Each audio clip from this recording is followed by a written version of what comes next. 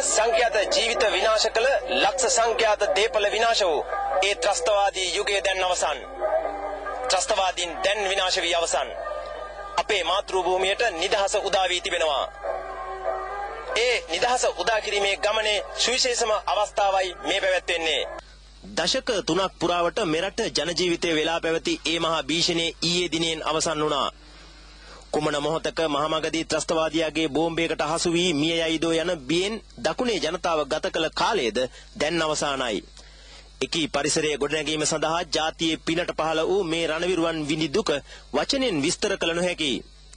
මරණය පෙනිපෙනී ත්‍රස්තවාදියා සමග අවසන් හුස්ම පොද හෙළන තෙක් සටන් කළ උදාර රණවිරුවන් සිය ගණනක් නොව දහස් ගණනක් අපි මේ සටන් බිමේදී දුටුවා. ඇතැම් රණවිරුවන් තම දෙනෙත් සදහටම පියාගන්නා මොහොතේදී පවා ඉල්ලා සිටියේ සටන අත් නොහරින ලෙසයි. ජීවිත පූජා කරමින් ඔවුන් පැතු එම සිහිනේ අද සැබෑ කිරීමට සහෝදර රණවිරුවන්ට හැකි වුණා. මෙහිදී එක් සිද්ධියක් පමණක් සිහිපත් කිරීම ප්‍රමාණවත්. පසුගිය වසරේ ජූනි මාස 22 වෙනිදා මුලතිව් වනාන්තරයේදී ත්‍රස්තවාදීන්ගේ මෝටාර් ප්‍රහාරයකට අප නිෂ්පාදක කණ්ඩායම ලක් වූ අවස්ථාවේ අප සමග දැඩි ලෙස තුවාල ලැබූ එක් රණවිරුවෙක් ඔහුට පියවි සිහිය ලැබුණු මොහොතේ ඔහුගේ මුවින් පිට වූ පළමු වැකිය වූයේ ITN කණ්ඩායමට මොකද උනේ යන්නයි. ඔහු යලි සිහි මූර්ජා තත්ත්වයටපත් වුණා. දෙමාපියන් නෑදෑ හිතවතුන් ඒ රණවිරුවාට නැතුවා නොවේ. තමන් සමග ත්‍රස්ත අඩවියට ඇතුළු වූ මාධ්‍යවේදීන් ගැනම විමසූ ඒ විරුවා සමස්ත යුද හමුදාවම නියෝජනය කරන එක් චරිතයක් පමණයි. මෙම මානුෂීය මෙහෙයුමේ පුරෝගාමී මෙහෙවරක් 57 වන සේනාංකෙන් ඉටු වුණා. වවුනියාව ඉරණේ ඉරුපායිකුලම් ප්‍රදේශයේ කේන්ද්‍ර කර ගනිමින් ගමන් ඇරඹූ එම සේනාංකය ප්‍රභාකරන්ට රතු එළිය දැල්වීමට පටන් ගත්තා. මඩු පෙරියමඩු තුනුක්කායි මල්ලාවි හරහා 57 වන සේනාංකයේ පැමිණි ගමනේදී කිලිනොච්චි නගරයේ අත්පත් කර ගැනීමේ කඩයිමක් ලෙස සැලකිය හැකියි. 57 වන සේනාංකාධිපති මේජර් ජෙනරාල් ජගත් ඩයස් මහතා ඇතුළු සියලු බලසේනාධිපතිවරුන්ගෙන් සේනාංක අනදෙල නිලධාරීන් මෙන්ම සමස්ත රණවිරුවන්ගෙන් සිදු වූ සේවාව අගය කළ යුතුයි.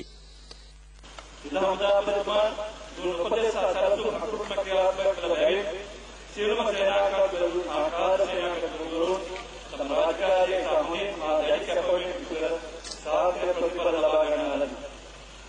මෙම කාලය තුළ අපට සහායයක් වූ ජනමාධ්‍ය ආයතන වල සේවය මිතාමත් ගෞරවයෙන් යුතුව අගය හත තියන්නේ ප්‍රංගත මොහොතේ සිට අප සමග වුන් දුක් කරදර වෙමින් අප සමග එකටම ජීවිත පැමිණි. නිසා රටේ ජනතාව මෙම ක්‍රියාන්විතයේ සාර්ථකත්වය ගැන සෑම අවස්ථාවක දැනුවත් වී සිටියා. මාධ්‍ය ආයතනවල ඔබ සියලු දෙනාට ඔබගේ කටයුතු සම්බන්ධ කර අන්සවට මාගේ ප්‍රණාමය උසුරිය පුද කිරීමට කැමැතියි. සුරංග බස්නායක ඉසුරු අධිකාරී විමංග විජේතුංග ජී ගුණසේන වසන්ත බණ්ඩාර හා වසන්ත පෙරේරා ඇතුළු ස්වාධීන රූපවාහිනී ප්‍රවෘත්ති කණ්ඩායම මා සමග එක්වෙමින් 58 වන සේනාංකයේ රණවිරුවන්ගේ වික්‍රමයන් ඔබ වෙත ගෙන ආවා. බ්‍රිගේඩියර් ශවේන්ද්‍ර සිල්වාගේ නායකත්වයෙන් යුත් 58 වන සේනාංකය මන්නාරමින් ගමන් ආරම්භ කරමින් මෙරට මෙහෙයුම් ඉතිහාසයේ සුවිශේෂම ගමනේ නිරත වුණා. අප දන්නා තරමින් කිලෝමීටර් 2ක පමණ දිගකින් යුත් ආවරණයක් නොමැති විවෘත භූමියක් පසු කිරීමේ කිසිදු ක්‍රමවේදයක් යුද හමුදා පොතක හෝ සඳහන් වන්නේ නැහැ. නමුත් ඉතිහාසයට නව පිටුවක් එක් කරමින් 58 වන සේනාංකය මන්නාරම සහල් බඳුනේදී එවැනි විවෘත භූමි පවා පසු කළා. LTT ත්‍රස්තවාදයට තිත තැබීමේ මොහොත දක්වාම 58 වන සේනාංකයේ දීර්ඝ ගමනක නිරත වුණා. බ්‍රිගේඩියර් සත්‍යප්‍රිය ලියනගේ යටතේ ගමන් ඇරඹූ 3 වන කාර්ය සේනාංකය මාන්කුලම් ප්‍රදේශයෙන් මෙහෙයුමට එක් වුණා. ඕලුමඩු, අම්පකාමම්, ඉරණමඩු, කල්මඩුකුලම් හරහා උදයාර කට්ටුකුලම් දක්වා ක්‍රියාන්විතයේ නිරත වුණා. 3 වන කාර්ය සේනාංකයේ රණවිරුවන් ලබාගත් සුවිශේෂම ජයග්‍රහණය වන්නේ ත්‍රස්තයන්ගේ ඉරණමඩු ගුවන්පතේ හා සබ්මැරින් අත්පත් කර ගැනීමයි. මහත් ආందోලනයකට තුඩුදුන් LTT සබ්මැරින් අත්පත් කර ගැනීමත් සමගම මාංශීය මෙහෙයුමටද නව පණක් ලැබුණා. සැඟවුණු වෙඩික්කරුවන්ගේ අපරිමිත සේවාවද මේ ගමන සාර්ථක කර ගැනීමට ප්‍රබල හේතුවක් බවට පත් වුණා. ත්‍රස්තයන් භීතියට පත් කිරීමට ඔවුන් සමත් වූ ආකාරය අප දුටුවා. රණවිරුවන් සියලු දෙනා එකවන්න කටයුතු කිරීමේ ප්‍රතිඵලයයි අද අපි මේ භුක්ති විඳින්නේ. දැන් ත්‍රස්තවාදය හමාරයි. දැන් තිබෙන්නේ රට සංවර්ධනය කිරීමයි. ලෝකේ ප්‍රබලතම ත්‍රස්ත සංවිධානයේ විනාශ කිරීමට රණවිරුවන් එක් වූවක් මෙන්ම රට සංවර්ධනය කිරීමටද අප සියලු දෙනා එක් විය යුතු බවයි අපේ ඉල්ලීම. අපේ මේ මාතෘ භූමිය දැන් පූර්ණ නිදහසක් ලබනවා. LTT ත්‍රස්තවාදීන්ගෙන් නිදහස් වූ මේ ස්වර්ණ භූමියේ දැන් පූර්ණ නිදහසක් පවතිනවා. මේ නිදහස උදා කර දීම සඳහා මේ රණවිරුවන් ජීවිත පරිත්‍යාගයෙන් කටයුතු කළා. ඒට උපහාර පිදෙන අවස්ථාවක් මේ. විශේෂයෙන්ම මෙම ගමන රණවිරුවන් සමග පැමිණීමට අපටද හැකියාව ලැබුණා. විමංග විජේතුංග වසන්ත පෙරේරා සමගින් අප 58 වන සේනාංකය සමග ඉදිරියට ගමන් කළා. එමෙන්ම කැලුම් ගුණතිලකද මෙම කාර්යයට උර දුන්නා.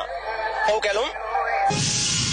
ඔව් අනුර ත්‍රස්තවාදයෙන් වෙඩිහඬින් බෝම්බ හඬින් තොර නිවහල් රටක ජීවත් වීමේ වාසනාව අද වන විට ලක්වාසී සැමට උදා වෙලා බොහෝ කැපකිරීම් මැදේ මේ දිනය උදා කර ගැනීමට අපට හැකියාව ලැබුණේ. මේ ස්වර්ණමය අවස්ථාව නිර්මාණය කිරීමට අපගේ විරෝධාර රණවිරුවන් පෙරමුණු කිහිපයකින් ඉදිරියට ගමන් කළා. අප නිෂ්පාදක කණ්ඩායම් එම රණවිරුවන් සමග අත්වැල් බැඳගත්තේ ඔවුන් සිදු කරන අප්‍රමාණ කැපකිරීම් මෙන්ම ජයග්‍රහණද ලොවට හඬගා කියන්නයි. ඒ ස්වාධීන රූපවාහිනී පුවත් විකාශය වටා එක්ව සිටින ලක්ෂ සංඛ්‍යාත ප්‍රේක්ෂක ඔබගේද අපේක්ෂා ඉටු කරමින් මේ ගමනට අප කණ්ඩායම මුලපිරුවේ 55 වන සේනාංකයේ සමගින් බ්‍රිගේඩියර් ප්‍රසන්නද සිල්වාගේ නායකත්වයෙන් 55 වන සේනාංකයේ ගමන් ආරම්භ කළේ මුහමලේ ත්‍රස්ත බලය සම්පූර්ණයෙන්ම බිඳ දමමිනුයි. වාකරේ කොටි බලය සුණු විසුණු කරන්නට මූලිකත්වයෙන් කටයුතු කළ බ්‍රිගේඩියර් ප්‍රසන්නද සිල්වා යුද හමුදාපතිවරයාගේ ඍජු අධීක්ෂණය යටතේ ත්‍රස්ත බලය විනාශ කරමින් 55 වන සේනාංකය ඉදිරියටම මෙහෙය වූවා.